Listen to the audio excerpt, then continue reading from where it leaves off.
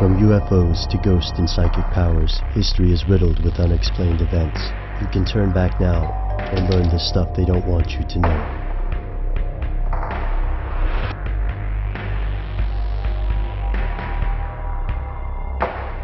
Here are the facts. On May 1st, 1776, a Bavarian professor named Adam Weishaupt founded a group called the Illuminati, or Illuminated Ones. Historians don't always agree on all of the group's goals, but those goals did include the abolition of organized religion and the destruction of the nation-state. In a word, anarchy. But that wasn't uncommon at the time. Many Enlightenment-era intellectuals condoned some form of benign anarchy. Weishaupt's group differed initially in its strategic spread. Members of the Illuminati infiltrated the lodges of Freemasons to gain influence and power. Oddly enough, this plan was a success. The Freemasons were already a secretive organization, and they had a penchant for welcoming freethinkers like Weishaupt into their fold. Members of the Illuminati rose to positions of leadership in Freemason lodges throughout Europe, and they did so in secret. Weishaupt's group developed a system of codes and secret gestures to preserve their covert order, and only the Illuminatists at the top of the organization knew the full extent of their plan. However, the Illuminati themselves had internal conflicts, and soon former members came to the authorities with ominous stories and accounts of strange rites and dangerous, world-changing schemes. This created an uproar in the establishment, and by 1785 officials in Bavaria ordered both the Illuminati and the Freemasons suppressed. After this, it becomes difficult to track the group. Some members doubtlessly went underground, and some conspiracy theorists believe Illuminati members triggered the French Revolution. Although details of the group's actions remain fuzzy, most mainstream historians agree that the Illuminati fizzled out and disappeared after 1785. Or did they? Tune in next week for part 2 in our series on the Illuminati.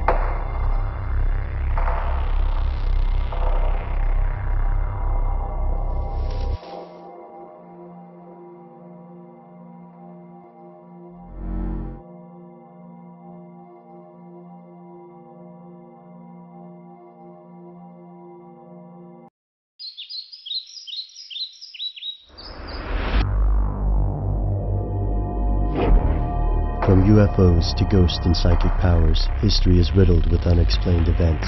You can turn back now and learn the stuff they don't want you to know.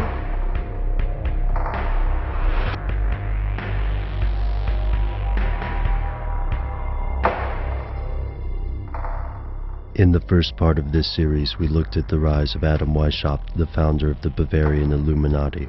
Historians differ on some details of the Illuminati and its founder, but agree that Weishaupt was both a real person and the real founder of the Illuminati. After Bavarian officials ordered the group suppressed, Weishaupt fled Ingolstadt and settled in Gotha in 1787, where he renounced his connection to secret societies and passed away in 1830. To some, this death marks the end of the Illuminati, but to others, Weishaupt's death was far less important than outsiders suppose. In fact, they don't believe he founded Illuminism so much as he revived it, and the Illuminati, according to some conspiracy theorists, aren't Bavarian at all. Here's where it gets crazy. Many conspiracy theorists believe the Illuminati's origins date back into prehistory, operating under different names throughout the ages, including the Brotherhood of the Snake. Conspiracy theorists such as William Bramley believe that this secret society can be found in Sumerian scriptures that mention the Anunnaki, who are alternately described as aliens, angels, or gods. The creatures allegedly came from another planet and created human beings as a race of servants. Weird stuff. Here's where it gets even crazier. Theorists like David Icke believe the ancient aliens bred with human beings, creating a race of hybrids. According to Icke, many of the world's elites are descended from these hybrid bloodlines. He also believes these beings can shapeshift between reptilian or human forms. And who are these Illuminati exactly? Icke has named everyone from the banking families to US presidents, European royalty and celebrities as members of this secret, not entirely human organization. In Icke's view, the Illuminati have therefore been with human beings for a long time, and have consolidated control over the world's media, its finance, and governments. With such outlandish claims about the Illuminati's origin, it's necessary to dig up some proof. And that's the problem. While it is true that Sumerian records describe a mythic Anunnaki, there is no hard evidence that these creatures were real, rather than works of folklore or religious fiction. Additionally, it was not uncommon for secret societies in the 18th and 19th centuries to create a mythology about their group's origin, pretending to descend from ancient figures such as Hermes or Thoth. These claims of eldritch magical beginnings added a certain allure to organizations. Skeptics are quick to dismiss these claims as smoke and mirrors. But here's the catch for the conspiracy theorists. If these elites actually do control everything, then they have the ability to rewrite history, covering their tracks. In this context, the absence of any proof is occasionally seen as a vindication of the conspiracy theorist beliefs. Adam Weishaupt was a real man, and the Bavarian Illuminati was a real organization. But did Weishaupt found the Illuminati, or did he simply revive a much older, more secretive group? Skeptics dismiss these strange theories as nonsense and lowbrow fiction, but conspiracy theorists across the globe believe at least part of the ancient Illuminati theory. If we suppose, for the sake of argument, that the Illuminati are a real and active organization, then there's only one important question. What are they planning to do next? Tune in next week for part 3 in our series on the Illuminati.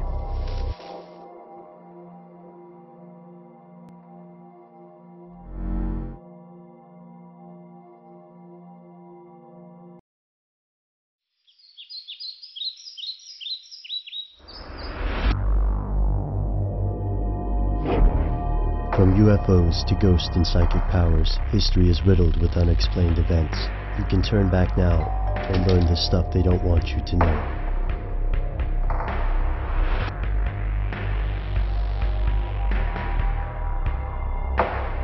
Here are the facts.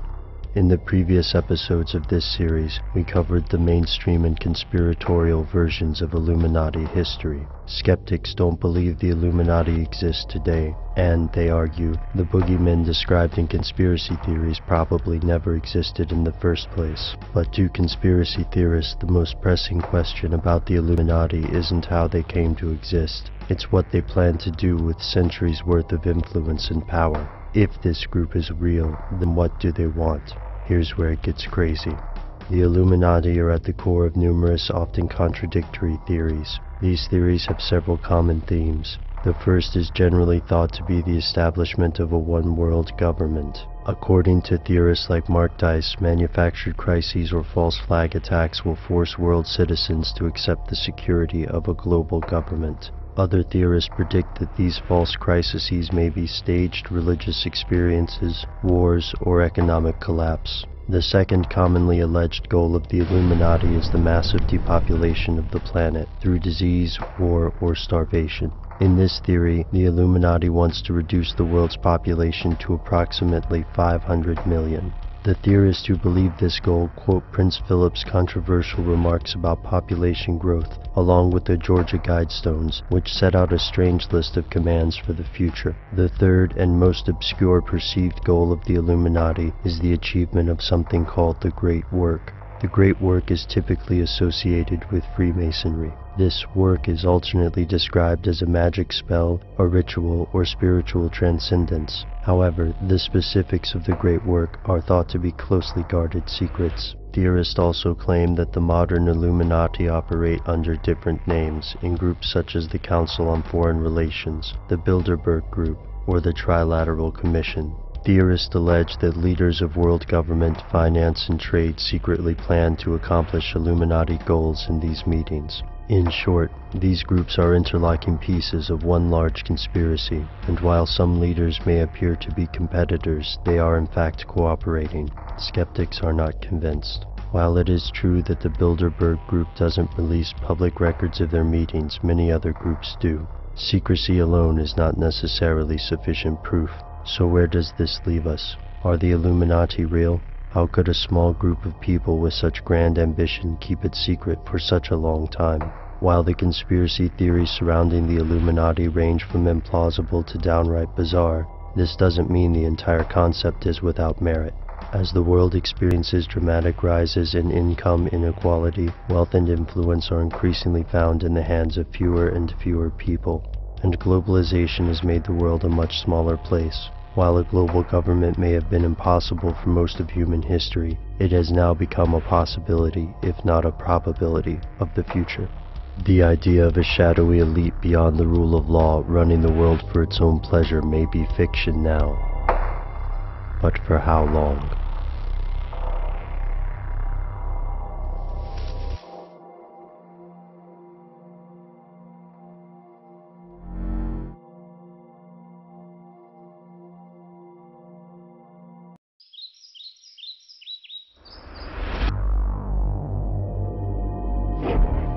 From UFOs to ghosts and psychic powers, history is riddled with unexplained events.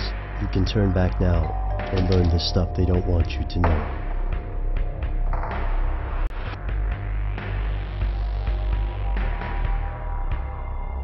Here are the facts.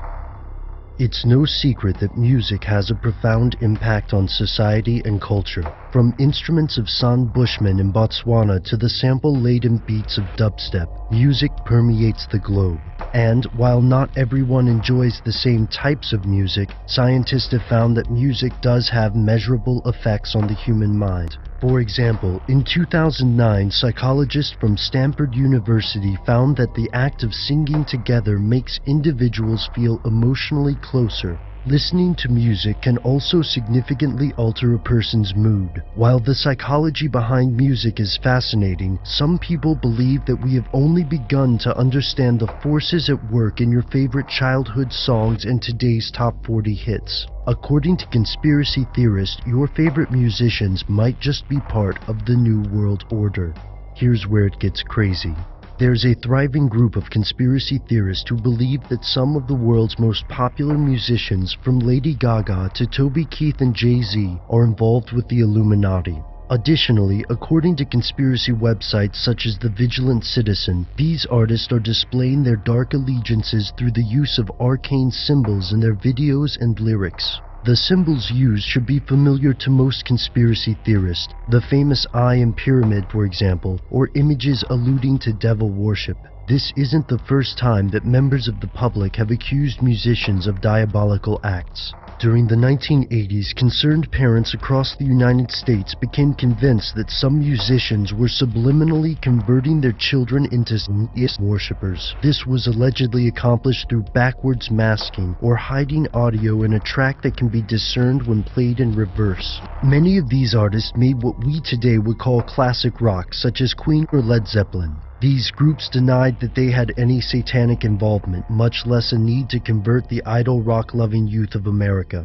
The Illuminati theory has several similarities. Just as some evangelists were convinced that Satan was controlling the best and brightest of the music industry, modern theorists are convinced that the Illuminati are pursuing their goals through the media. Skeptics are widely and aggressively dismissive of this notion. Even if the Illuminati exist, why would such a secretive organization pepper pop culture with overt references to their cause? And what do today's artists have to say about these accusations? Jay-Z certainly hasn't pulled any punches, and when viewers accused him of occult activities in one of his music videos, the rap superstar addressed these concerns directly. In a 2010 interview with Hot 97 host Angie Martinez, Jay-Z denied any involvement with the Illuminati or Satan worshipping. He went on to make a song called Free Mason, wherein he denied the rumors, and essentially that's the ongoing part of this debate. Is there substance to these claims of devil worship and arcane magic hidden in your favorite club single? Or are these just rumors gone wild, another example of America's cyclical moral panic?